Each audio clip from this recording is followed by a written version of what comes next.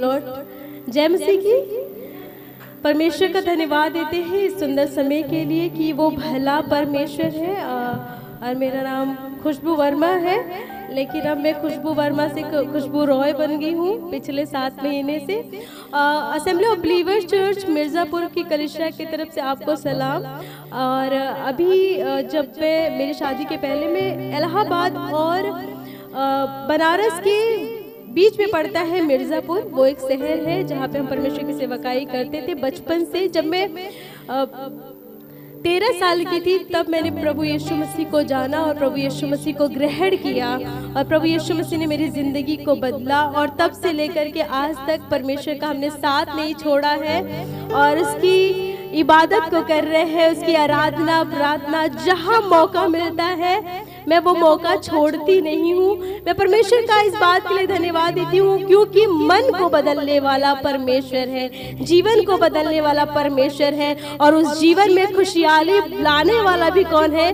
फिर परमेश्वर है। आप सोचिए कि जहाँ से हमको खुशी मिले, शांति मिले, आनंद मिले और सब चीजें अच्छी हो जाए, फिर हम वो कैसे ही छोड़ सकते हैं। और मैं इस कलीसिया का धन्यवाद देती हूँ, अपने खादिम इस कलीसिया के पासवान का भी धन्यवाद देती हूँ कि उन्होंने मुझे अच्छा मौका दिया कि मैं परमेश्वर के कलाम को रखने पा रही हूँ, क्योंकि हम इस काबिल ना थे, लेकिन परमेश्वर ने हमें इस काबिल बनाया कि हम उसकी महिमा को करने पा रहे हैं। और मैं विश्वास करती हूँ कि यहाँ पे इस भवन में जितने लोग उपस्थित हैं, जितने लोग आए हैं, परमेश्वर ने उन्हें लेकर आया है। यहाँ पे कोई बेकार में नहीं बैठा है। यहाँ पे ये नहीं कि चलो अच्छा बाजार घूमने चल रहे थे, रास्ते में चर्च पड़ा और चले आए और बहुत सी चीजों को। लेकिन मैं आपको बताऊं, अगर यहाँ पे जितने लोग भी बैठे हैं, परमेश्वर ने अपनी योजना के मुताबिक आपको अपनी कलीसिया में लाया है। और क्यों लाया है? Praise Lord. जय मसीह की। क्यों लाया है? कोई बता सकता है? ताकि आपके जीवन से परमेश्वर के नाम की महिमा हो सके। परमेश्वर ने आपको बनाया है, बचाया है, रचा है, और सबसे बड़ी बात करीब इसीलिए रखा है कि आप उसकी खिदमत का कारण हो सके। जब आप उत्पत्ति में पढ़ेंगे तो लिखा है परमेश्वर ने जीव को बनाया, जंतु को बनाया, तारों को बनाया, जमीन को बनाया, आकाश को बनाया, और आकाश और पृथ्वी में रहने वाले हर एक छोटे से लेकर बड़ी चीजों को बनाया, लेकिन मनुष्य को सबसे सर्वश्रेष्ठ बनाया, उसे अपने समानता में बनाया, उसको अपने जैसा बनाया। पता है क्यों? ताकि वो मनुष्य परमेश्वर के नाम की महिमा को करने वाले हो पाए। तो हम लोग मनुष्य हैं और वो मनुष्य हैं जो परमेश्वर के नाम की महिमा को कर रहे हैं। और मेरा विश्वास है कि आप यदि परमेश्वर में बने रहेंगे, वो अपनी खिदमत, अपनी आराधना, अपनी इबादत वो आपके जीवन के अंत तक लेते रहेगा। Praise Lord. और क्यों लेते रहेगा? क्योंकि उसने इसीलिए बनाया है कि आपको अपनी जिंदगी से आप क्या कर सके, उसको महिमा दे सके। हमारे पास कुछ है क्या परमेश्वर को देने के लिए? बताया हमारे पास कुछ नहीं है। हम खाली हाथ आए हैं, खाली हाथ वापस चले जाएंगे। लेकिन हमारे पास जुबान है, हाथ है, आँख है, आवाज है। उस बात के लिए प्रभु का धन्यवाद करें, प्रभु कि तूने मुझे आवाज दिया है कि मैं अपने आवाज से तेरे नाम की महिमा करने पा रहा हूँ। मुझे हाथ दिया है कि मैं अपने हाथों को उठा करके तेरे नाम का धन्यवाद कर रहा हूँ, तेरी इबादत कर रहा हूँ, है ना। आप उनके विषय में सोचिए जिनके पास हाथ नहीं, वो तो हाथ भी नहीं उठा सकते। जिनके पास पैर नहीं, वो चल के आ भी नहीं सकते। वो सोचते हैं कि वो किस तरह से कलीसिया में जाए, किस तरीके से चर्च में जाए। आप सोचे जिनके पास आँख नहीं है, वो कैसी इस दुनिया को जो परमेश्वर ने बनाया वो कैसे देख सकते हैं।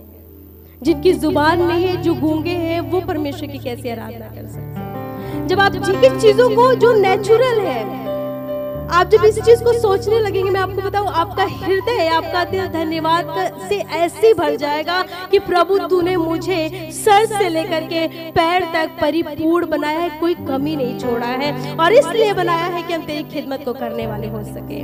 Praise Lord, hallelujah. सब परमेश्वर का धन्यवाद देते हैं। और मैं छोटी सी प्रार्थना करूंगी कि परमेश्वर इस कलाम को और भी सामर्थ्य से भरे, ताकि बहुत सी जिंदगियां बचाई जाए। जिंदा और सामर्थी परमेश्वर, हम आपका धन्यवाद देते हैं। प्रभु यीशु मसीह के सामर्थी नाम में परमेश्वर प्रार्थना करते हैं, जो ये तेरा वचन जो प्रभावशाली है, जो सामर्थ से भरा है, जो आत्मा प्राण को बेधता है, लोगों को जीवन देता है। आज यीशु मसीह के सामर्थी नाम में इस वचन के लिए हम दुआ करते हैं प्रभु, कि तेरा यही वचन चाहते हैं प्रभु लोगों की जिंदगियों को बदलने वाला हो सके। यीशु मसीह के नाम में कहते हैं प्रभु कि जब हम यहाँ पे बोले तो हम नहीं, परंतु तेरी सामर्थ हो। यीशु मसीह के नाम में कहते हैं प्रभु हमारी मदद कर। सारा आदर महिमा पिता आपको देते हैं और ये दुआ यीशु मसीह के जीवित नाम में मांगते हैं, आमीन।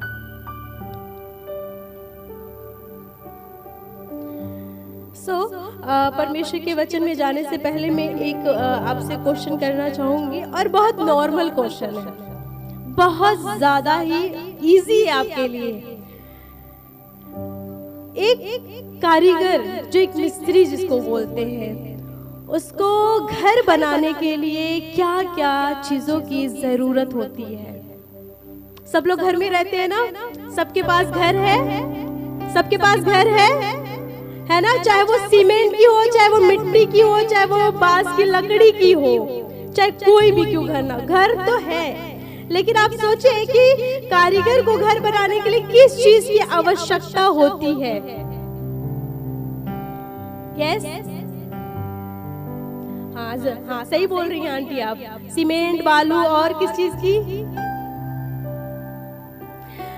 जी, ईंटे, बालू को सरिया के, ये सब मटेरियल्स की जरूरत पड़ती है कारीगर को घर बनाने के लिए। आप सोचिए अगर उसमें से एक चीज ना हो वो घर बना पाएगा? आप सोचिए कि बालू हो, ईंट हो, पत्थर हो, जितनी चीजें लगती है, लेकिन सीमेंट ही ना हो तो घर कैसे बनेगा? उसकी मजबूती आ नहीं पाएगी। और अगर वो सोचे कि बालू पे घर बना ले तो वो बालू पे, मुझे नहीं लगता कि वो उसकी मजबूती क्या, वो टिक ही नहीं पाएगा, वो पहले एक पिलर ही नहीं खड़ा हो पाएगा, वो एक लाइनिंग जो होती है ईंट की वो भी नहीं तैयार हो पाएगी। उसी प्रकार से मैं ऐसा मानती हूँ, वो कारीगर हम और आप हैं जो अपने आत्मिक घर को बनाते हैं। देखिए परमेश्वर ने बनाया, मैंने आपको बताया कि परमेश्वर ने मनुष्य को अपने समानता में बना के रख दिया है और उसके लिए कीमत भी अदा की है। और बड़े गोल्डन वर्ड्स है बाइबल के, यूहन्ना 3:16 की, परमेश्वर ने जगह से ऐसा प्रेम किया कि उसने अपना इकलौता पुत्र दे दिया कि जो कोई इस पे विश्वास करे वो नाश ना हो परंतु अनंत जीवन पाए। तो परमेश्वर ने आपके जीवन को बचाने के लिए उसने कीमत भी अदा कर दी है, अर्थात प्रभु यीशु मसीह का लहू, और इसके जीवन से आज यहाँ पे आप बैठे हैं।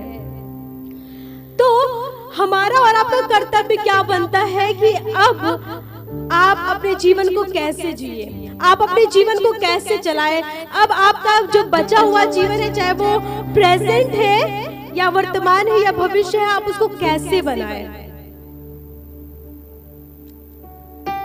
बहुत सॉलिड पॉइंट है, वो है प्रार्थना। प्रार्थना से बनाए।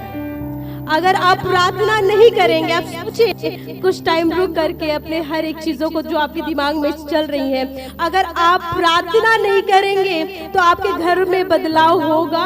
आप सोचिए कि आप बीमार हैं, जैसे बहुत सी बहन गवाही दे रही थी कि प्रभु ने मुझे ठीक किया, मेरे पैरों को ठीक किया, और बहुत सी चीजों को लेकर के वो गवाहियां दे रही थी। लेकिन आप सोचिए अगर आप सोचती रहती और प्रार्थना नहीं करती तो वो हो जाता। तो प्रार्थना करना बहुत जरूरी है। परिस्थितियां कितनी भी खराब क्यों ना हो, कितनी भी खराब क्यों ना हो, आपके जिंदगी में कितनी भी परिस्थिति खराब हो, आप टूट गए हो, आप बिखर गए हो, आपको लगता होगा कि सब जो चीजें बनी बनाई थी वो सब कुछ बिगड़ गया, अब कोई उम्मीद नहीं है कि फिर से वो चीजें हो सकती है। लेकिन मैं आपको कहना मांगती हूँ एक चीज है, वो है प्रार्थना। और प्रार्थना हमेशा परमेश्वर से जोड़ती है। और जब आप प्रार्थना में बैठते हैं, प्रार्थना में परमेश्वर के साथ वक्त बिताते हैं, परमेश्वर से आप कनेक्ट होते हैं। और जब आप परमेश्वर से कनेक्ट होते हैं, God will transfer the power in your life. परमेश्वर क्या करने लगता है, वो आपके जिंदगियों में सामर्थ्य देने लगता है, वो आपके जीवन में एक सप्लायर बन जाता है, वो है सामर्थ। और जब आपके जीवन में सामर्थ आता है, आपके जीवन बदलना शुरू हो जाता है। आपकी परिस्थितियां जो बिगड़ी थी वो बनना शुरू हो जाता है। आपके बच्चा जो ठीक नहीं हो पा रहा था वो ठीक होना पाता है। आप जो बीमारी की हालत में इतने थे, कमजोर हो गए थे कि मेडिसिन खाया, डॉक्टर को दिखाया और तमाम चीजें आपने इस्तेमाल करी, लेकिन आपकी सेहत नहीं बनी। लेकिन प्रार्थना में वो सामर्थ्य है कि वो प्रार्थना आपके जीवन को फिर से बनाती है, आपके शरीर में हर एक उस ऊर्जा को फिर से लाती है। आपके बच्चे जो पहले अच्छे थे लेकिन संसार में जा करके वो निकम्मे हो गए, हाँ वो प्रार्थना है जो आपके बच्चों को सुधार सकता है। हाँ वो प्रार्थना है जो बिगड़ी हुई परिस्थितियों को फिर से बना सकता है। तो प्रार्थना की सामर्थ में कभी भी संदेह ना करिएगा। ये नहीं सोचिएगा कि चलिए बैठ लेते, सब बैठ रहे तो हम भी बैठ जाए। विश्वास की प्रार्थना के द्वारा रोगी चंगा होता है। विश्वास की प्रार्थना के द्वारा लोगों के जीवन में अद्भुत गवाहियां होती है। प्रार्थना के द्वारा बड़े बड़े काम होते हैं और प्रार्थना के लिए बहुत बड़े पत्थर की जरूरत नहीं है। यीशु मसीह ने कहा कि तुम्हारे पास अगर राई के दाने के बराबर, सब किसान से आई थिंक मुझे लगता है आप लोगों के पास खेत होगा, मतलब सब तो नहीं है लेकिन सबके घरों में सरसों तो आता होगा, सरसों आता होगा ना। आप सरसों सब्जियां में डालते हैं, अचार में डालते हैं और सब ने देखा है। वो देखने में बहुत छोटा है, आप क्या उसे हाथ से तोड़ पाएंगे? आपने कभी ट्राई किया है सरसों का दाना हाथ में लेकर के खूब पूरी ताकत, पूरी कहते हैं ना कि सर से लेकर के चोटी तक का, एड़ी तक का जोर लगा करके आप ट्राई करिएगा घर पे जाकर के और सरसों को तोड़िएगा, कोशिश करिएगा टूट जाए। मैं आपको बताऊं, आपकी बॉडी में जितनी भी एनर्जी है, जितनी भी ताकत है ना, उस सरसों को तोड़ नहीं पाएगी। यीशु मसीह ने बड़े उसी सॉलिड पॉइंट को, उसी ठोस चीजों को देख करके कहा कि अगर तुम्हारे पास राई के दाने के बराबर भी विश्वास है तो तू कह देगा कि इस पहाड़ से यहाँ से उखड़ करके जा करके समुद्र में लग जा। इस सहतूत के पेड़ से कह दे कि उखड़ करके जाके समुद्र में लग जा। इस पेड़ को कह दे विश्वास के साथ कि उखड़ करके जाकर समुद्र में, तो ये तुम्हारे लिए बातें मानी जाएगी। लेकिन कितनी बड़ी विश्वास, राई के दाने के बराबर, सरसों के दाने के बराबर। तो यीशु मसीह ने कहा अगर आपके पास राई के दाने के बराबर में विश्वास है तो पहाड़ से भी कह देगा कि वो उखड़ कर समुद्र में जाकर के लग जा, वो लग जाएगा, वो गिर जाएगा। तो आप सोचिए बीमारियां कितनी बड़ी हैं आपके जीवन में, समस्या कितनी बड़ी जीवन है आपका। आप सोचिए कि इस समय सिचुएशन अच्छे नहीं चल रहे हैं, मसीह लोगों के लिए खास तौर पे सबको पता है सिचुएशन अच्छे नहीं चल रहे हैं। लोगों के जीवन से स्वतंत्रता खत्म होती जा रही है, आराधना करने का खत्म होती जा रही है। और मैं आपको बताऊं ये स्वतंत्रता तो पहले लोगों घर से खत्म होती है, क्योंकि किसी के हस्बैंड विश्वास में तो वाइफ नहीं है, वाइफ विश्वास में तो हस्बैंड नहीं है, अगर माँ बाप विश्वास में तो बच्चे नहीं है, बच्चे विश्वास में तो माँ बाप नहीं है। हर एक परिवार में प्रॉब्लम है और हर एक परिवार अपने परिवार के लिए प्रार्थना कर रहा है, अपने बच्चे के लिए प्रार्थना कर रहा है, अपने पति के लिए प्रार्थना कर रहा है, अपने वाइफ के लिए प्रार्थना कर रहा है, अपने रिलेटिव के लिए प्रार्थना कर रहा है। हर एक के घरों में स्वतंत्रता वहीं से खत्म है। आप वहां पे फ्रीली होकर के, स्वतंत्र होकर परमेश्वर की आराधना नहीं कर सकते।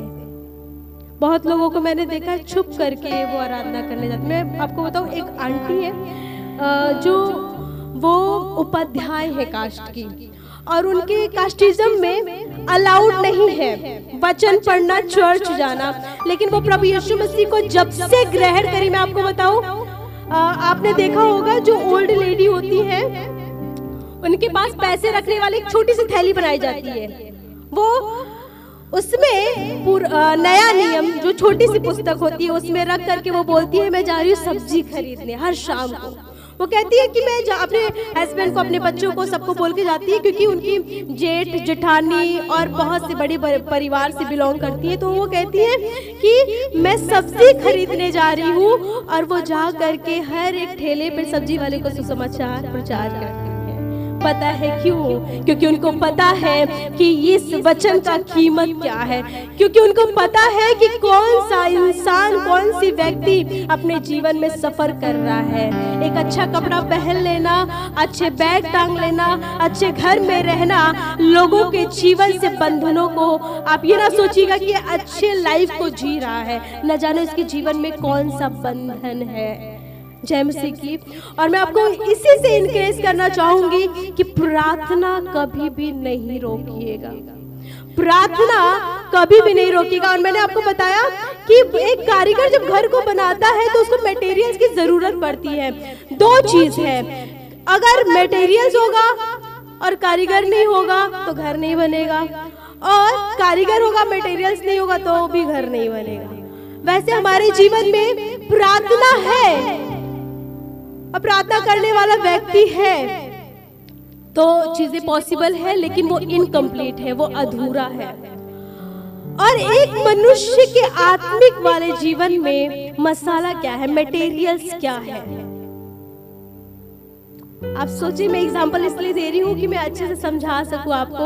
आप घर में आलू की सब्जी बना रहे हैं, आलू काट लिया, टमाटर काट लिया, मिर्चे काट लिए, लहसुन काट लिए, प्याज काट लिए और सब्जी बना रहे हैं, और आपने मसाला ही नहीं डाला है ना, तो मजा नहीं आएगा। खाएंगे तो खाने के लिए तो खा लेते हैं, खाने के लिए तो जानवर भी खा लेते हैं, समझ रहे बात, लेकिन वो टेस्ट नहीं आएगा। मैं आपको बताऊं, विश्वासी होना काफी नहीं है, प्रार्थना कर लेना भी काफी नहीं है, लेकिन वो मसाला वचन है। This is the material of the God. ये है परमेश्वर का मसाला, ये है परमेश्वर का वचन। और मैंने आपको बताया कि जब एक कारीगर वो घर को बना रहा है, मजबूती लाने के लिए सीमेंट की बहुत जरूरत है, क्योंकि पकड़ नहीं होगा।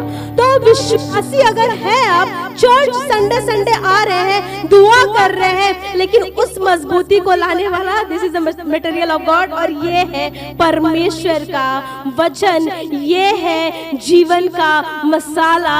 अगर आप इसको नहीं पढ़ेंगे, अगर आप इसको फॉलो नहीं करेंगे, इसके अनुसार आप जीवन को नहीं बिताएंगे, मैं आपको बताऊं, आपका विश्वासी वाला घर होगा, जीवन होगा, लेकिन मजबूती नहीं होगा। और आपने पढ़ा होगा कई दफा, दो व्यक्ति के विषय में बातचीत करी गई है कि एक ने बालू पे घर बनाया, एक ने चट्टान पे घर बनाया, और जब आंधी तूफाने आई तो किसका वाला घर पहले गिरा? जो बालू पे बनाया था। तो कई बार विश्वासी भी गिरता है, वो प्रार्थना कर रहा है, चर्च आ रहा है, लेकिन वचन का ज्ञान नहीं है। मेरे प्यारे भाई बहनों, जो मसीह में मैं आपको कहना चाहती हूँ कि ये है मटेरियल, ये है वचन। आप जब तक इसको नहीं पढ़ेंगे, आपका आत्मिकता का जीवन भी खोखला है। आप जब तक इसको नहीं पढ़ेंगे, जब तक इसको इस पे लागू नहीं करेंगे अपने जीवन में, मैं आपको बताऊं कि आपका मजबूती वाला विश्वास भी नहीं रहेगा। आपके जीवन में विषम परिस्थितियां आएंगी, बीमारी आएंगी, तकलीफें आएंगी। कोई दो चार बात बोलकर चला गया, आप तुरंत बैकस्लाइड हो जाएंगे, आप तुरंत मसीह के वचनों पे चलना छोड़ देंगे।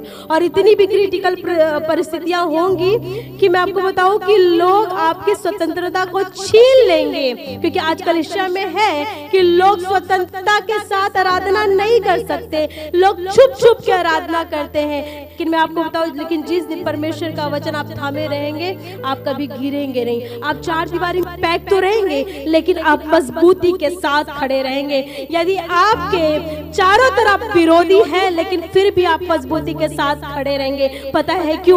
क्योंकि ये परमेश्वर का वचन आपको अंदर से मजबूत करता है, अंदर से ताकत देता है, आपके शरीर को, आपके आत्मिकता को, आपके जीवन को, आपके मानसिक चीजों को भी ठीक करने का यदि कोई उपाय है तो ये है परमेश्वर का वचन। और परमेश्वर के वचन के अनुसार जो जो अपने जीवन को बिताता है, मैं आपको बताऊं, परमेश्वर अपने दाहिने हाथ से किया हुआ उद्धार का कार्य दिखाता है। लोगों के जीवन में गवाहियां बहुत है, और बहुत से लोगों के जीवन में गवाहियां भी नहीं है, मैं आपको बताऊं। लेकिन जो विश्वास की प्रार्थना करता है, जो अपने जीवन के परमेश्वर के वचनों के अनुसार अपने जीवन चलाता है, परमेश्वर अद्भुत रीति से उन्हें बरकतों से भरता है। और हमारे साथ एक वचन निकाले, यशाया 38 अध्याय पहला पद।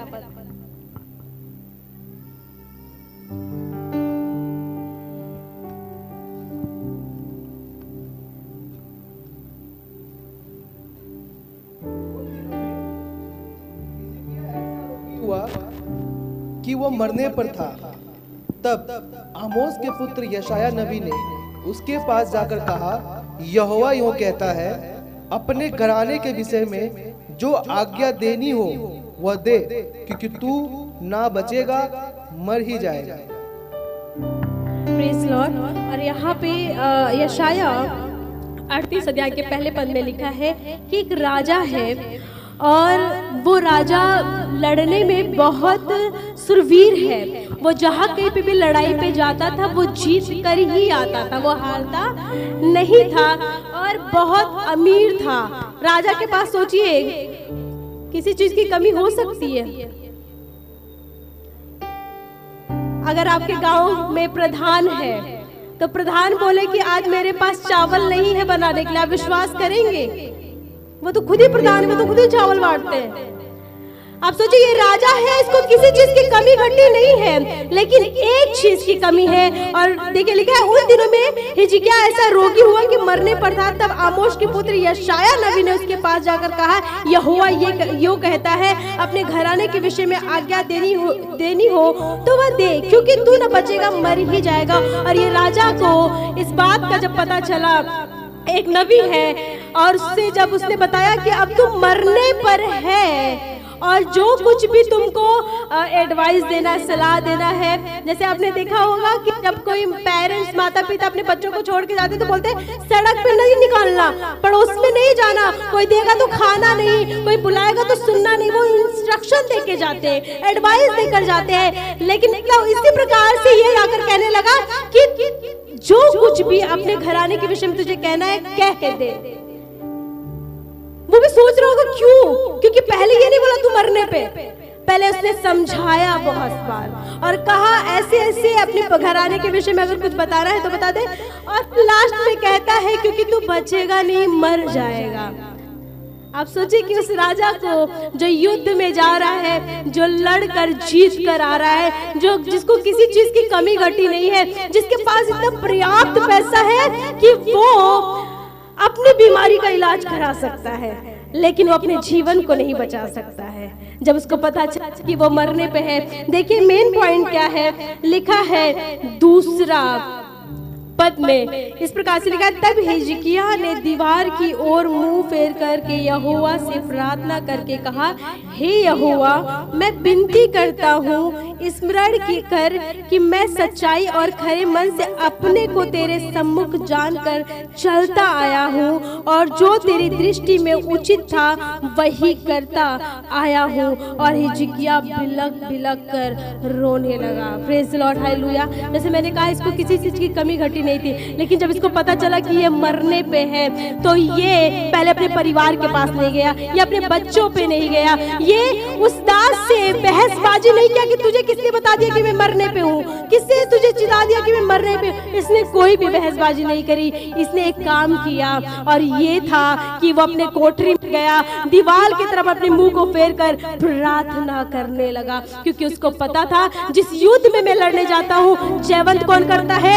यहोवा करता है। मुझे राजा किसने बनाया है? यहोवा ने बनाया है। मेरे बच्चों की सुरक्षा कौन करता है? यहोवा करता है। और आज तक यदि मैं जीवित हूँ तो यहोवा ने मुझे जीवित कर रखा है। और उसको पता था कि यदि मैं मरने पे हूँ, मेरे रोग को कोई खत्म करने वाला है तो वो है यहोवा। वो किसी वैद्य के पास नहीं गया, किसी डॉक्टर के पास नहीं गया, वो ट्रीटमेंट के लिए नहीं गया, वो चेकअप के लिए नहीं गया, वो किसी से कोई कंप्लेंट नहीं किया। वो बंद कोठरी में गया और अपने बीमारी को बताया उसने। और सबसे अच्छी बात कहा कि स्मरण कर कि मैं पिछले दिनों में कैसे चलता था, स्मरण कर कि मैं तेरी आज्ञाओं पे बना रहा, स्मरण कर कि तू जो कहता था मैं वो सुनता रहा। मैं आपको बताऊं, जब वो प्रार्थना करके अपने दिल की बातों को खोल करके परमेश्वर के सम्मुख रखा, देखिए लिखा है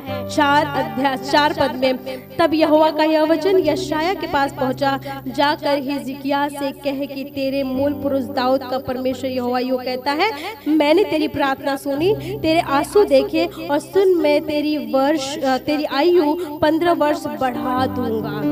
आप सोचिए कि प्रार्थना कर रहा है वो, संदेश देने वाला भी संदेश देकर आंगन में बैठा है और वो प्रार्थना करके कितना टाइम लगा उसको चंगा होने में। प्रार्थना करके परमेश्वर ने उसके 15 वर्ष आयु बढ़ाई, कितना टाइम लगा।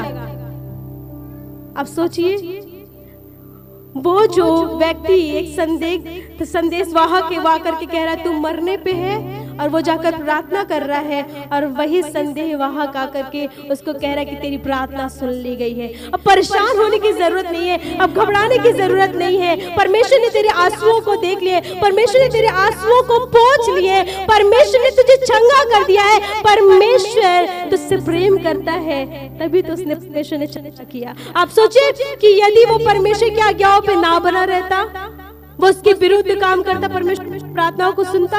नहीं सुनता। लेकिन क्या परमेश्वर ने उसकी आयु 1 महीना बढ़ाई, 2 महीना बढ़ाई, 6 महीना बढ़ाई, 1 साल बढ़ाई, 2 साल बढ़ाई? परमेश्वर ने उसकी आयु 15 वर्ष बढ़ाई। परमेश्वर के लिए कोई भी काम असंभव नहीं है। मेरे प्रियजनों, मैं आपसे कहना मांगती हूँ कि किसी का मन बदलना, वो तो बाइबल बताती है कि वो राजाओं के मन को नालियों के समान मोड़ देता है। जो लोग आपके बैरी हैं, जो लोग आपका दुश्मन है, जो आपको पसंद नहीं करते, जो आपके विषय में भला बुरा कहते हैं, आपने बुराई के बदले क्या उनके लिए दुआ करी? हम तो चर्च जा रहे थे, फलाने ने ऐसे कह दिया, हमने 4 बात भी सुना दिया, तो इसका रिजल्ट अच्छा नहीं है। जिस नाप से आप नापते हैं, उसी नाप से आपके लिए भी नापा जाएगा। जब आप दोष लगाते हैं तो आप पे भी दोष लगाया जाता है। तो कोशिश करें कि जब आपको कोई भी आपके विरोध में जाए, आपके दुश्मन खड़े हो जाए, आपके विषय में गलत कहा जाए, आपके लिए नुकसान पहुंचाने के लिए कोई प्लानिंग और साजिश रची जाए, मैं आपको बताऊं, उसे दुआ में रखें। जब आप उससे दुआ में रखते, जब आप उसके लिए प्रार्थना करते, परमेश्वर के मनों को ऐसी चुटकियों में बदलता है। क्यों? क्योंकि वो तो अभी घर में प्रार्थना कर ही रहा था, परमेश्वर ने उसकी आयु को बढ़ा दिया। उसके घर, वो जो उसको कहने आया था, उसके वहां तक पहुंचते ही परमेश्वर ने उसकी प्रार्थनाओं को सुन लिया। मैं आपको बताऊं, थोड़ी सी आपको वैसे हंसी मजाक वाली भी बात लगेगी। हम लोग जल्दी में निकल रहे थे और सब चीजें ले लिया, और क्योंकि मेरे हस्बैंड पास्टर आशीष पहले चलते मार्केट में कुछ काम था, और इन्होंने कहा कि हम कॉल करके आप लोगों को ढूंढ लेंगे। और क्योंकि अब फोन एक माध्यम है, लोग ढूंढ लेते हैं या बातचीत अपनी बातें आसानी से पहुंचा देते हैं। और हम लोग जब आए और जब फोन करना हुआ तो फोन ही नहीं लेके आए, फोन भूल गए। हम लोगों के पास फोन नहीं था। हमने कहा एक तो लेट हो रहा है, ऊपर से फोन भूल गए, अब क्या होगा? फिर हमने अंदर से दुआ करी, प्रभु मिला दे, क्योंकि हम बिछड़ गए हैं, क्योंकि बिछड़ गए तो चर्च नहीं पहुंच पाएंगे, फिर मुश्किल हो जाएगा हम लोगों के लिए। फिर बिना फोन के प्रभु ने मिला दिया। पता है क्यों मैं ये बातें बता रही हूँ? ये छोटी बातें हैं। शैतान चाहता तो वो वहीं पे बाधा उत्पन्न कर देता। शैतान चाहता तो ये हो सके घर पे चले गए होते। शैतान चाहता तो हम लोग आ नहीं पाते। शैतान छोटी छोटी चीजों को ला करके तो बड़ी एक ब्लंडर मिस्टेक बनाता है। छोटी छोटी चीजों को उत्पन्न करके बड़ी चीजें खड़ा कर देता है। लेकिन मैं आपको बताऊं, छोटी चीजों में भी आप परमेश्वर से दुआ करें। जब आपके बच्चे स्कूल जा रहे हैं, आपको पता है रास्ता सेफ नहीं है, ये एरिया सेफ नहीं है, आप उनके लिए दुआ करें, प्रभु जब मेरे बच्चे स्कूल जा रहे हैं इनकी मदद करें। जब हमारे हस्बैंड जॉब पे जा रहे हैं इनकी मदद करें। प्रभु मैं खुद भी जो दिन भर काम करने जा रही हूँ घर का, प्रभु मेरी मदद करें। पता है आपके लिए एक शब्द कहना काफी है। परमेश्वर उस चीज को देखता है। लेकिन हमको लगता है कोई बात नहीं, पूरा काम निपटा लेंगे तो 1 घंटे बैठ करके दुआ कर लेंगे। ऐसा नहीं है। परमेश्वर ने कोई फाउंडेशन नहीं बनाया है। आप 24 घंटे उससे दुआ करिए, 24 घंटे आराधना करिए, 24 घंटे उससे प्रार्थना करिए। This is the most important कि आप उससे कनेक्ट रहे। एक एग्जांपल दूंगी, जैसे यहाँ पे बल्ब जल रहा है, फैन चल रहा है और ये स्पीकर चल रहा है और बहुत सी चीजें, लेकिन हर एक जगहों पे एक मेन सप्लायर होता है ना? हर एक जगहों पे, आपके घर में भी एक मेन सप्लायर होता है जो पावर को ट्रांसफर करता है। वो इलेक्ट्रिसिटी अगर बिगड़ जाए तो आपका पंखा भी नहीं चलेगा, लाइट भी नहीं चलेगा, ये माइक भी नहीं चलेगा, कीबोर्ड भी नहीं चलेगा। लेकिन मेन सप्लायर जो है उसका चलना बहुत जरूरी है। आप सोचिए अगर इसका तार उसमें ना कनेक्ट हो, इस बल्ब का तार उससे ना कनेक्ट हो तो वो चलेगा ही नहीं चलेगा। तो हमारा मेन सप्लायर, मेन पावर देने वाला कौन है? वो है परमेश्वर। कोशिश करें कि आप उससे कनेक्टेड रहे। प्रभु मैं हमेशा चार्ज रहना चाहती हूँ, प्रभु मैं चाहती हूँ कि मेरा बल ना घटे, मेरी ताकत ना घटे। Praise Lord, hallelujah. और मैं आपको बताऊं, ये है प्रार्थना, ये है प्रार्थना का प्रभाव, ये है प्रार्थना की सामर्थ। वो परमेश्वर बहुत भला है और अद्भुत कार्य करने वाला परमेश्वर है। Praise Lord, hallelujah. और मैं आपको बताऊं कि जब आप उसकी निगरानी में रहते हैं तो वो परमेश्वर आप पे हर समय नजरें किया करता है। जब आप दुकान में देखते हैं ना तो लिखा रहता है आप कैमरे की नजर में हैं, तो आप थोड़ी अच्छे से बैठ जाते हैं और थोड़ी चीजों का ख्याल रखते हैं। और वैसे कलीसिया है, जब चर्च में लोग आते हैं तो आपको लगता है कि आप परमेश्वर की निगाहों में हैं। और ठीक उसी प्रकार से जो जहाँ पे कैमरा नहीं होता वह व्यक्ति हट करके अब सोचता है कैमरा तो लगा नहीं है, अब मनमानी में जैसे चाहो वैसे रहो। लेकिन परमेश्वर का ऐसा कैमरा है, आप दुनिया के किसी कोने में चले जाइए, आप छुप नहीं पाएंगे। उसकी नजरें हमेशा आप पर रहती है, वो देखता है। Praise Lord, hallelujah. वो परमेश्वर इतना परमेश्वर है कि वो प्रार्थना के प्रभाव को बढ़ाता जाता है। और मैं इसलिए ये विषय रखी हूँ क्योंकि प्रार्थना ही है जो आपके विषम परिस्थितियों को ठीक करता है। आपको एक लेडी के विषय में पता होगा जिसका नाम है हन्ना। आपने पढ़ा होगा, सुना होगा। उसके पास भी किसी चीज की कमी घटी नहीं थी। क्या कमी घटी थी? उसके संतान नहीं थे, उसका औलाद नहीं थी। अच्छा, क्यों जरूरत पड़ी औलाद की? उसका क्योंकि पति कहने लगा, हन्ना तुम क्यों रोती हो, क्यों बिलखती हो? मैं तेरे लिए क्या 10 बच्चों के बराबर नहीं हूँ कि तुझे एक बच्चा चाहिए? क्यों? क्योंकि पता है उसकी एक सौत थी जो उसको चिढ़ाया करती थी। उसके जो सुख की जिंदगी हमेशा उसको इतना परेशान करती थी कि वो खाना नहीं खा पाती थी, वो रोती रहती थी, वो सुख से नहीं रह पाती थी। लेकिन उसको पता था एक है जो उसके मुंह को बंद कर सकता है, एक है जो ये ताना तो कस रही है, लेकिन परमेश्वर जो नकारात्मक बात है उसको सकारात्मक बदल सकता है। और वो बाइबल बताती है कि वो गई परमेश्वर से प्रार्थना करने लगी और इस तरीके से दुखी है कि वो बिलख बिलख करके प्रार्थना कर रही है, रोए जा रही है, रोए जा रही है और रोए जा रही है। और ऐसी प्रार्थना कर रही, इतनी तकलीफ में, इतनी दर्द में है, होठ हिल रहे थे, शब्द नहीं सुनाई दे रहे थे। वहां के पादरी कह रहे, अरे क्या हो गया, कैसी प्रार्थना कर रही है, आवाज ही नहीं आ रहा, मतलब मांग क्या रही है? बाइबल बताती है एली ने सोचा कि शायद ये नशे में है, उसने कहा जाओ और नशा उतार के आओ।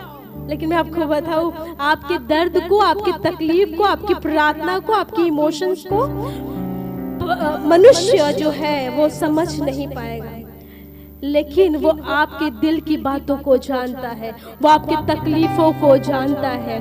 क्यों जानता है? वो आपके दर्द को क्यों जानता है? वो आपके दिल की बातों को क्यों जानता है? वो आपके मन की बातों को क्यों जानता है?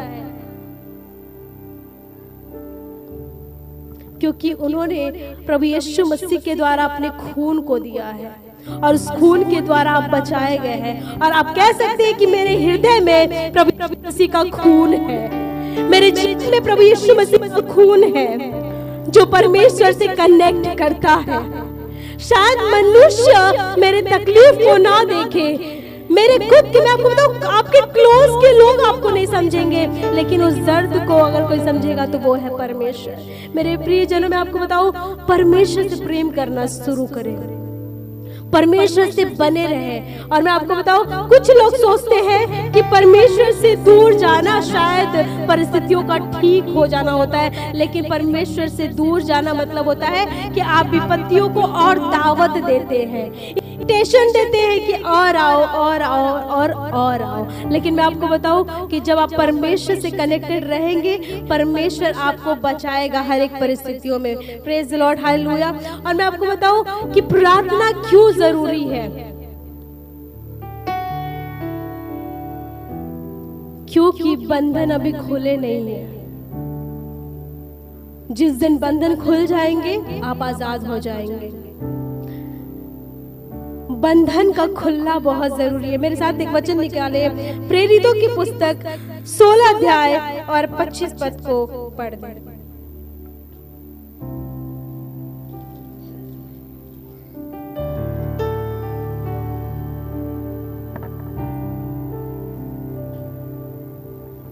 आधी रात के लगभग पौलुस और सिलास प्रार्थना करते हुए परमेश्वर के वचन गा रहे थे और कैदी उनकी सुन रहे थे। इतने में एकाएक बड़ा भूकंप आया, यहाँ तक कि बंदी गृह की नींव हिल गई और वो तुरंत सब द्वार खुल गए और सबके बंधन खुल पड़े। यहाँ पे पौलुस और सिलास कौन है? परमेश्वर के दास। और उनके जीवन में क्या हुआ है कि सुसमाचार सुनाने के कारण उनको जेल में डाल दिया गया है। उनके हाथों में कीले हैं, पैरों में कीले हैं। इस तरीके से उन्हें दर्द में रखा गया है कि वो भाग न पाए। अभी भी सिचुएशन वही है। बहुत से दासों को जेल में बंद कर दिया जा रहा है। किस लिए? सुसमाचार प्रचार करने के लिए। बहुत से प्रभु के दासों को मार दे रहे हैं। मैंने तो कितना मैं देखती हूँ, किसी का सर फोड़ दे रहे हैं, किसी का हाथ पैर तोड़ दे रहे हैं। और कितने प्रभु के दास ऐसे हैं जो सुसमाचार के कारण सो गए हैं, उन्हें मार दिया गया है। और ये हल्की बात नहीं है, ये बहुत गंभीरता की बात है। और बहुत जरूरी है कि मसीह के लोग उनके लिए प्रार्थना करें।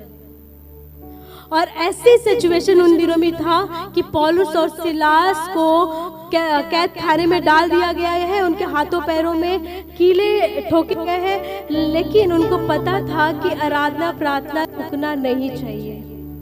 वो तभी भी जेल में भी परमेश्वर के नाम की आराधना कर रहे हैं। आप सोचे कि ये परमेश्वर के दास है जो आराधना कर रहे हैं। कैसे आराधना कर रहे हैं? ये खुशी खुशी चर्च में आकर आराधना नहीं कर रहे। इनको बड़ा स्टेज नहीं दिया गया है, इनको सोफा नहीं दिया गया है, इनको कुर्सी नहीं दिया गया है। इनको तो जेल खाने में रखा गया है। न जाने कितने दिन से अच्छे खाने खाए होंगे, खाना भी मिला होगा कि नहीं मिला होगा। लेकिन ऐसे सिचुएशन में भी, ऐसे परिस्थितियों में भी ये लोग परमेश्वर की आराधना कर रहे हैं। और बाइबल यूं बताती है कि आराधना करने से, भजन गाने से भूकंप आया।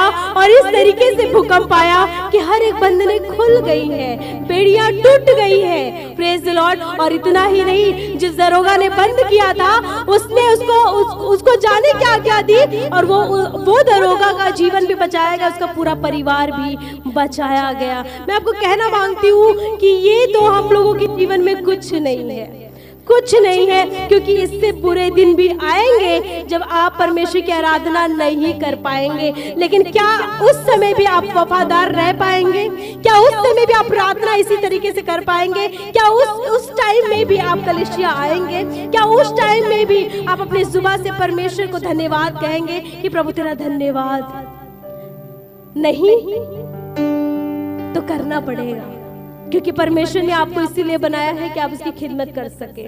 और मैं आपको बताऊं कि आपके जीवन में खराब परिस्थिति आए, इससे पहले आप दुआ करें कि वो ना आए। आप उसके लिए प्रार्थना करें कि वो ना आए। मैं हर दिन की मेरी भी प्रार्थना होती है, जब घर पे अपने होती हूँ तो मैं जब प्रार्थना करती हूँ तो मैं एक चीज, हर एक प्रार्थना करने के बाद एक चीज बोलती हूँ, प्रभु इस घर के चारों तरफ तेरे लहू का बाड़ा बांधती हूँ, अपने घर के सदस्यों पे तेरे लहू का बाड़ा बांधती हूँ। जितने विपत्ति, रोग, मरी, महामारी, शैतानी ताकतें, विरोधियों की ताकतें, दुश्मनों के ताकतें, जादू टोना टोटका, तंत्र मंत्र की विद्या, दुर्घटनाएं और हर एक आने वाली विपत्ति से मैं इन्हें सुरक्षित करती हूँ। पता है क्यों? क्योंकि मुझे पता है कि वो परिस्थितियां मेरे घर के चौखट पे नहीं आएगी, मेरे लोगों पे नहीं आएगी। जब इस विश्वास के साथ आप प्रार्थना करते, परमेश्वर हमेशा आपके अगर आपके इर्द गिर्द चीजें हो रही है, बीमारियां आ रही है, चीजें खराब हो रही, लेकिन वो आप पे नहीं आने पाएगी। लेकिन क्यों? क्योंकि आपने उस तरीके से दुआ करी है, क्योंकि आपने उस तरीके से विश्वास किया है। जब आप विश्वास कर लेते हैं तो परमेश्वर आपके जीवन में वैसा ही काम करता है। Praise the Lord, hallelujah. वो परमेश्वर भला है। मैं अपनी गवाही बता करके इस चीज को खत्म करूंगी और परमेश्वर के कलाम को मैं एक हिंदू बैकग्राउंड से हूँ और जब मेरे घर में चीज़ें बहुत खराब थी, मेरे पापा एक पुलिस विभाग से बिलोंग करते हैं और हम लोग 5 बहन 3 भाई हैं और बहुत अच्छे खानदान से हम लोग थे। लेकिन फिर ऐसा हुआ कि धीरे धीरे चीज़ें इतनी खराब हो गई, बहुत ज़्यादा खराब हो गई। मैं आपको बताऊँ, बहुत ज़्यादा अच्छे प्लेस पे थे, अच्छे घर थे और पापा गवर्नमेंट जॉब में थे, अच्छी बच्चों की अच्छी परवरिश, अच्छे एजुकेशन, शिक्षा, सब कुछ अच्छा। लेकिन हम प्रभु यीशु मसीह को नहीं जानते थे, बहुत दूर थे और बहुत मूर्ति पूजा में थे। बहुत पूजा करना और हर शादियों में बलि चढ़ाते हैं, वो सब चीज़ों को करना। तो हम लोग बहुत छोटे छोटे थे और फिर इसके बाद क्या हुआ, हमारे घर में धीरे धीरे विपत्तियां आना शुरू हुआ। मेरी बहन एक तरफ से दुष्ट आत्माओं से ग्रसित होने लगी और वो दुष्ट आत्माएं ऐसी थी कि मेरे पूरे घर को तबाह करके चली गई।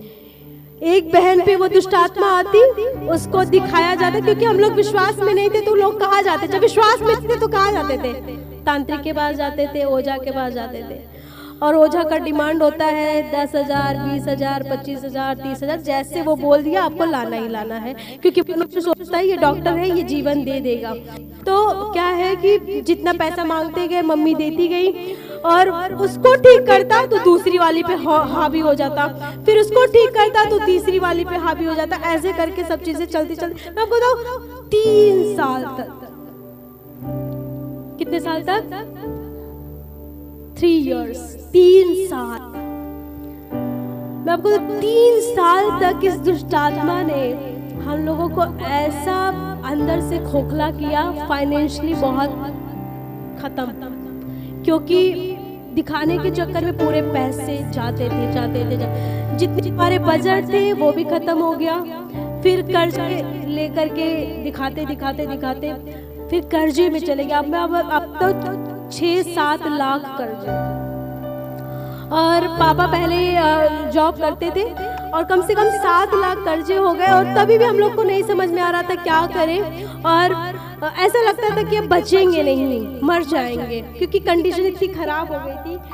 और फिर इसके बाद मेरी दीदी की फ्रेंड थी और उन्होंने कहा कि मैं ऐसा बता रही हूँ, कंपल्सरी नहीं है, लेकिन ट्राई करने में क्या जाता है, क्योंकि आज भी लोगों को मसीह के नाम पे आग बबूले हो जाते हैं, अरे ईसाई बनाने जा रही है। तो उन्होंने कहा आप चर्च जाकर देखिए, क्योंकि पहले तो बोले कि नहीं हमको ईसाई नहीं बनना है।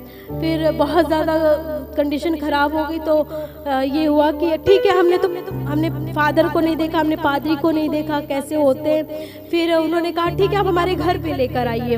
और हम लोगों ने क्योंकि टीवी में सब देखे रहते फादर कैसे होते हैं, पादरी कैसे होते हैं, हमने भी वैसे ही देखा था सेम। हमने सुबह से अपने घर की सफाई शुरू करी, शाम तक कि कोई ऐसा जन आएगा।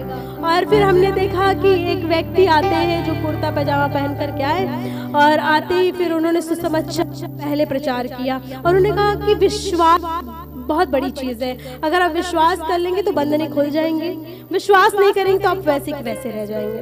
उन्होंने सुसमाचार प्रचार किया और दुआ करना शुरू किया। मैं आपको बताऊं, ऐसे दुष्ट आत्माएं ऐसे कैसे, हम लोग सोचने लग गए कि ऐसे क्या है इनमें कि दुष्ट आत्मा इनकी बात मान रहे हैं, ऐसे क्या है। और मैं आपको बताऊं, उस दिन आराधना हुई, प्रार्थना हुई, बहुत चीजें उन्होंने सुसमाचार प्रचार किया, हर एक चीज। पिछले 1 हफ्ते तक वो आते रहे और सुसमाचार प्रचार करते और यीशु मसीह के नाम में दुआ करें। और हम लोग भी जब खुद दुआ करते थे तो खुद भी दुष्ट आत्माएं भागती थी। फिर इस बात का विश्वास हुआ कि नहीं, सच में यीशु मसीह तो है, जिसमें सामर्थ बहती है, जिसमें जीवन है। और मैं बताऊं, जब हम लोग खुद भी प्रार्थना करते हैं, अगर सोचे बच्चे हैं, अगर बच्चे यीशु मसीह के नाम में प्रार्थना करते जाए तो उनके लिए सरप्राइजिंग होगी। जैसे ये बच्ची है, इतनी बड़ी मैं थी, और जब हम लोगों ने प्रार्थना करना शुरू किया, मैं बताऊं पहले संडे में चर्च पीछे सबसे बैठी थी, और मैं देखती कि चर्च में होता क्या है, आराधना कर रहे हैं, दुआ कर रहे, प्रार्थना कर रहे, बहुत अच्छा रहा। फिर नेक्स्ट वीक से फिर मैं खुद भी आकर आराधना करने लगी। मुझे किसी ने नहीं कहा, मैंने एक गाने की प्रैक्टिस करी, और पहले फोन नहीं चलता था, वो टेप रिकॉर्डर वाली चलती थी सॉन्ग, और फिर मैंने प्रैक्टिस किया और एक गाना आकर के नेक्स्ट संडे से गाया, और तब से लेकर के आज तक मैं एक अच्छी वर्शिप लीडर हूँ अपने चर्च की। बहुत से लोग बरकत आशीष पाते हैं। 2020 से हमने खुद की सेवकाई शुरू करी, बहुत से बहनें बरकत आशीष पाती हैं और जुड़कर सेवकाई करती हैं। और मैं बताऊँ कि जब हम प्रार्थना करते गए अपने घर से, मैंने आपको बताया कि मेरा घर एकदम बिखर गया, टूट गया, कुछ नहीं था और उम्मीद भी नहीं थी कि चीजें ठीक हो पाएंगी। लेकिन जब प्रभु यीशु मसीह के नाम से हमने प्रार्थना करते जब गए, प्रार्थना करते गए, प्रार्थना करते गए, प्रार्थना करते गए, जैसे हमारे पादरी बताते गए, करते आपको बताओ चीजें हमने बनते हुए देखा। मेरी बहन ठीक हो गई, उनकी सेहत अच्छी हो गई। अब कर्जे रह गए, कर्जे कैसे होंगे? लेकिन उन्होंने कहा आप उनके लिए भी दुआ करें। जो परमेश्वर जीवन दे सकता है कि वो आपको फाइनेंस से ब्लेस नहीं करेगा। हमने, मैं आपको बताऊं, फाइनेंशियली दुआ करते गए और परमेश्वर ने सारे कर्जे भी खत्म कर दिए। हमारे पास पहले एक घर हुआ करता था और रहने वाले इतने ढेर सारे थे कि सो नहीं पाते थे और बहुत दिक्कत हुआ करती, लेकिन परमेश्वर ने इतने अच्छे घर दिए कि अब रहने वाले कम है, क्योंकि सबकी शादी हो गई, सब चले गए। घर इतने हैं लेकिन है, प्रेज द लॉर्ड, हालेलुया। और मैं आपको बताऊं, उसी घर से जो विश्वास नहीं करते थे, मेरा बड़ा भाई है पास्टर नारायण, जो सोनभद्र में सेवकाई करते हैं, assembly of believer church Sonbhadra में उनकी खुद की सेवकाई है, बाइबल कॉलेज ट्रेनिंग वगैरह सब देते हैं। मैं परमेश्वर का धन्यवाद देती हूँ कि उस परिवार से निकाला है परमेश्वर ने जहाँ कुछ नहीं था। शादी के लिए भी सोचना पड़ गया था, क्योंकि एक जवान लड़की के लिए, क्योंकि वो समाज से बिलोंग करती है, तो उसको बोला जाता है अपने कास्ट में शादी करो, ऐसे रीति रिवाज से करो। लेकिन मैं हमेशा से चाहती थी कि मुझे एक खादिम मिले, और मैं उन बातों के लिए प्रार्थना करती कि परमेश्वर ने आज सब कुछ दिया है। मैं ये बातें इसलिए बता रही हूँ कि आप भी उसी जिंदगी से जुड़े हैं, लेकिन परमेश्वर बनाने वाला है। Praise the Lord, hallelujah. परमेश्वर ने आज सब में बरकत दी है, सब में आशीष दी है। प्रार्थना तो प्रार्थना, मैं आपको बताऊं, ये वचन जो आपको बनाता है। परिस्थितियां बिगड़ गई, टूट गई, बिखर गई, लेकिन मजबूती ये देता है।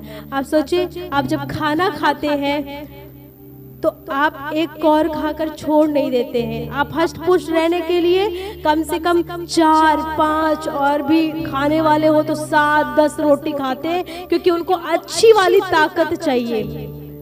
Praise Lord. लेकिन कई बार मसीह का जीवन इतना होता है। अच्छा ये बता, आप सब लोग बर्थडे में गए हैं, बर्थडे में गए होंगे, जन्मदिन पे गए होंगे, सबको केक इतना मिलता है, इतना मिलता है कि आप टेस्ट करते हैं। और कई बार परमेश्वर का वचन हम केक के समान टेस्ट करते हैं, बस चख लिया, बस अच्छा कोई बात नहीं, जल्दी जल्दी जा रहे, भजन संहिता खोल करके एक अध्याय के 2-3 पद को पढ़ लिया, हो गया। लेकिन मैं आपको बताऊं, अगर आप हष्ट पुष्ट रहने के लिए अच्छा खाना खाते हैं तो आत्मिक जीवन को मजबूत करने के लिए आपको अच्छा वचन पढ़ना जरूरी है। जितने लोग पढ़ते हैं आजकल, तो आपको माध्यम मिला है वो यूट्यूब, आप वहां से परमेश्वर का वचन निकालिए, सुनिए। कम से कम आप जब परमेश्वर का वचन सुनते हैं, मनन करते हैं और क्लेम करते हैं और बोलते हैं, परमेश्वर आपके जीवन को वैसा बना देता है। क्यों बना देता है? बाइबल में लिखा है कि तो तुम्हारे मन का वो तुम्हारे मुंह का सृजनहार है। आप जैसा बोलते हैं आपकी जिंदगियों में वैसा होता है। अगर अच्छा नहीं हो रहा आप कहना शुरू करें परमेश्वर सब अच्छा करेगा। रास्ता नहीं दिख रहा आप बोलना शुरू करें परमेश्वर रास्ता खोलेगा। चीजें नहीं ठीक हो रही है बोले ठीक होगा। बीमारियां खत्म होंगी, कर्जे खत्म होंगे, परमेश्वर सब चीजों को ठीक करने जा रहा है। जब आप बोलते हैं परमेश्वर आपके जीवन में वैसा ही करता है। इसलिए बदलना कहाँ से है? यहाँ से। शैतान आपके मन को क्या करता है? दुखी करता है। शैतान आपके आनंद को चुरा लेता है। और जब मनुष्य के अंदर से आनंद खत्म हो जाता है तो मुंह लेता है। जब निराश हो जाता है तो उसकी आधी जिंदगी तो ऐसे ही खत्म हो जाती है। बोलते जीने का अब तो वही नहीं, उम्मीद ही नहीं है। उसका जो एक स्ट्रेंथ देता है वो चर्च आना छोड़ देता है, दुआ करना छोड़ देता है, बाइबल पढ़ना छोड़ देता है, मसीह के साथ संगति करना छोड़ देता है, वो अकेले हो जाता है। Praise the Lord. लेकिन मैं कहना मांगती हूँ आप अपने कलीसिया से कनेक्टेड रहे, अपने पासवान से कनेक्टेड रहे, उस खुदा से कनेक्टेड रहे, वचन से कनेक्टेड रहे। जब आप कनेक्टेड, एग्जाम्पल दिया